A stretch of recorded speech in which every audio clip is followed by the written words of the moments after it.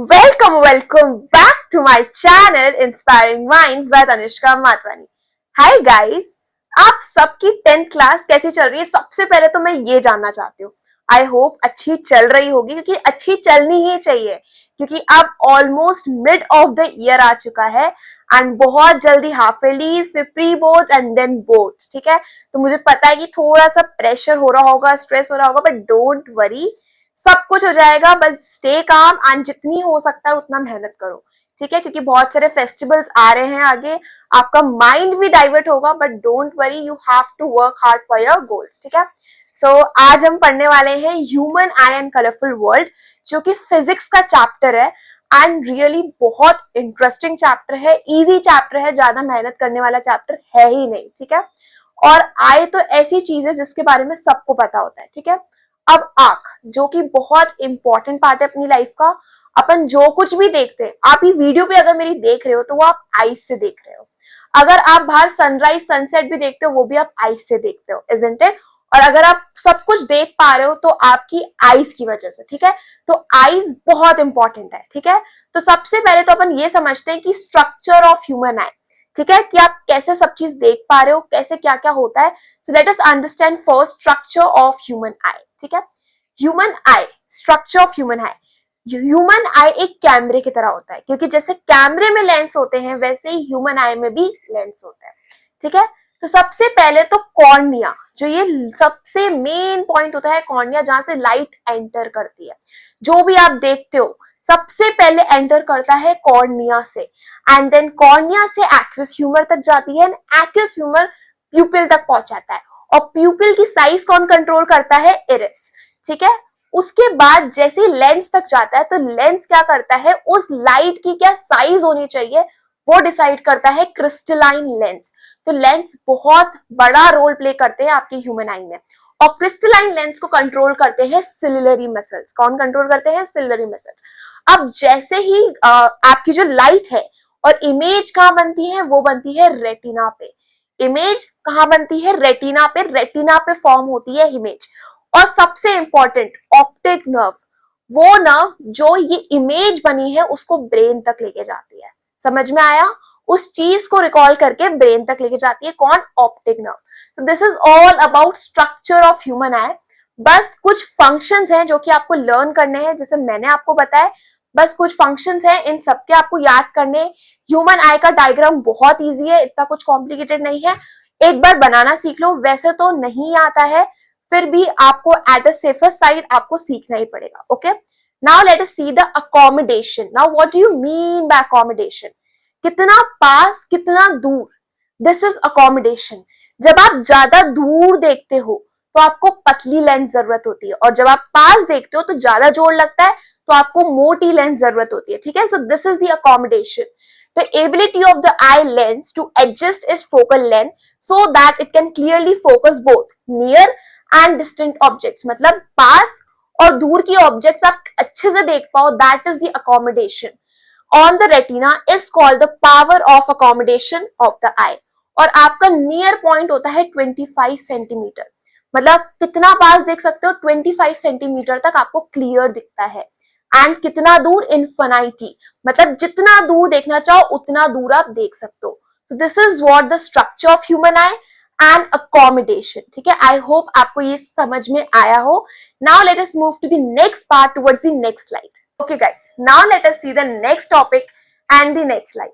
आई hope आपको last slide, last topic easily समझ में आ गया हो, क्लियर हो गया हो, क्योंकि ये चैप्टर बहुत इजी है एंड सिंपल है। Okay, now the next topic, defects of vision and their correction. ठीक है, सबसे पहले है मायोपिया। अपन के एनसीईआरटी में 3 टाइप के डिफेक्ट्स हैं, myopia, hypermetropia and presbyopia. Okay, one by one अपन सबको डिस्कस करेंगे। सबसे पहले मायोपिया, नियर साइडनेस। अब इसका कॉज क्या होता है कि जो आई बॉल है वो कुछ ज्यादा ही बड़ी हो जाती है, टू लॉन्ग, एंड जो फोकल लेंथ है वो शॉर्ट हो जाती है। ठीक है, एंड इसका इफेक्ट ये होता है कि जो डिस्टेंट ऑब्जेक्ट्स हैं, जो दूर की चीजें हैं, वो आपको ब्लर दिखती है, एंड पास की चीजें आपको क्लियर दिखती है। ठीक है, एंड इसका करेक्शन है कॉनकेव लेंस। ठीक है, अब बात करते हैं हाइपरमेट्रोपिया, जिसको कहते हैं फार साइडनेस। इसमें आपको दूर की चीजें क्लियर दिखती हैं बट जो पास की चीजें हैं वो ब्लर दिखती हैं। एंड इसमें अपोजिट होता है, आई बॉल छोटी हो जाती है एंड फोकल लेंथ बड़ी हो जाती है, ठीक है। एंड जैसे आप देखेंगे इसका करेक्शन है कॉन्वेक्स लेंस। क्या है इसका करेक्शन? Convex lens. अब नेक्स्ट है प्रेसबायोपिया। प्रेसबायोपिया ऑलमोस्ट जब होता है लोगों को, जब वो ओल्ड एज में होता है, ऑलमोस्ट लोगों को ओल्ड एज में होता है, ओके। एंड ये क्यों होता है? क्योंकि जो सिलिलरी मसल्स हैं, जैसे मैंने आपको लास्ट स्लाइड में बताया था कि सिलिलरी मसल्स क्या होती हैं, ये सिलिलरी मसल्स वीक हो जाती है जैसे जैसे आपकी एज बढ़ती है, जैसे जैसे आप ओल्ड होते जाते हो, आपकी जो सिलिलरी मसल्स है वो वीक हो जाती है एंड आपको दूर प्लस पास का दोनों ही थोड़ा बहुत ब्लर दिखने लगता है। एंड इसका जो करेक्शन है वो है बाइफोकल लेंस, जिसके अंदर कॉनकेव और कॉन्वेक्स लेंस दोनों होते हैं, ठीक है। So these were the 3 types of defects, myopia, hypermetropia and presbyopia. I hope आपको समझ में आ गया हो, okay. Now let us see the next slide and the next topic. Okay guys, now let us see the last slide and last few topics, ठीक है। अभी जितनी भी टॉपिक्स अब अपन पढ़ने वाले हैं ये सारे शॉर्ट क्वेश्चंस में आते हैं और रीजनिंग बेस्ड क्वेश्चंस बनते हैं। इसके कभी भी आप लॉन्ग क्वेश्चंस एग्जाम में नहीं देखोगे, ठीक है। Now the topic is refraction and dispersion in prism. जब प्रिज्म के अंदर कोई भी लाइट एंटर करती है तो वो अपने आप ही बेंड हो जाती है एंड अपना मीडियम चेंज कर देती है। So that is the refraction in the prism, ठीक है। अब बात करते हैं डिस्पर्जन की।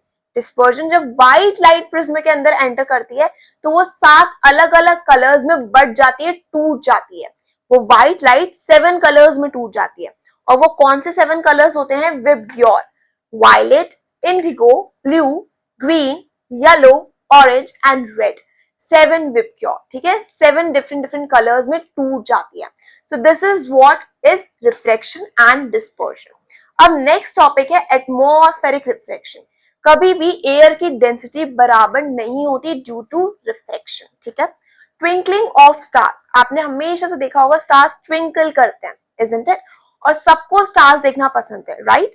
तो स्टार ट्विंकल करते हैं। Why it is so? Due to changing air density. Air density हमेशा चेंज होती रहती है और जो लाइट कंटिन्यूसली उस पाथ से जाती है वो मीडियम चेंज करती है and that's why the star twinkles, ठीक है। अब नेक्स्ट है advance sunrise and delayed sunset. आपने हमेशा से देखा होगा जो सनराइज है वो जल्दी हो जाता है, advance sunset sunrise and delayed sunset हमेशा सनसेट लेट होता है। व्हाई इट इज सो? वापस से लाइट बेंड होती है और जो सन की पोजीशन है वो थोड़ी सी ऊपर की तरफ दिखाई जाती है, इसलिए आपको हमेशा advance sunrise and delayed sunset दिखाई देता है, ठीक है। अब बात करते हैं scattering of light. This is the last topic, Tyndall effect. जब लाइट डिफरेंट पार्टिकल्स, छोटे छोटे पार्टिकल्स के साथ मिल जाती है, डिफरेंट डायरेक्शंस में बढ़ जाती है in the form of dust, smoke, fog, it is the Tyndall effect. इसको क्या कहते हैं? Tyndall effect. अब नेक्स्ट है स्काई अपीयर्स ब्लू। हमेशा स्काई ब्लू अपीयर होता है due to shorter wavelength and blue scatter more. Wavelength छोटी होती है इसलिए स्काई हमेशा आपको ब्लू दिखता है, ठीक है। So this is what the topics were, refraction, dispersion, atmospheric refraction and scattering of light. So I hope आपको चैप्टर अच्छे से समझ में आ गया हो, सब कुछ क्लियर हो गया हो। एंड स्टिल अगर आपको कोई भी डाउट है तो आप मुझसे कमेंट्स में पूछ सकते हैं। So thank you so much guys, और मेरे चैनल को जरूर से सब्सक्राइब करना ऐसी अमेजिंग और ऐसी एक्सप्लेनेशन वीडियोस के लिए। Okay, thank you guys, bye.